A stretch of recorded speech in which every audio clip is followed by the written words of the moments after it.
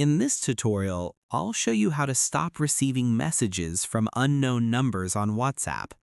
First, open WhatsApp and tap Setting icon at the bottom right corner. Then select Privacy. Now, we'll adjust four key settings here. Tap on Last Seen and Online and set it to Nobody. This prevents unknown contacts from seeing your activity status.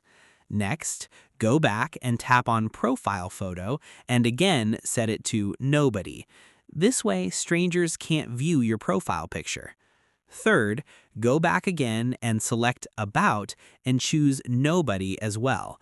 This hides your status message from unwanted contacts.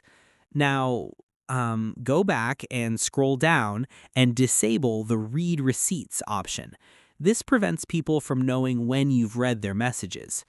Once you've configured these WhatsApp privacy settings, the final step is to block the specific contact. Simply open the chat from the unknown number, tap the three dots, and select Block. And that's it.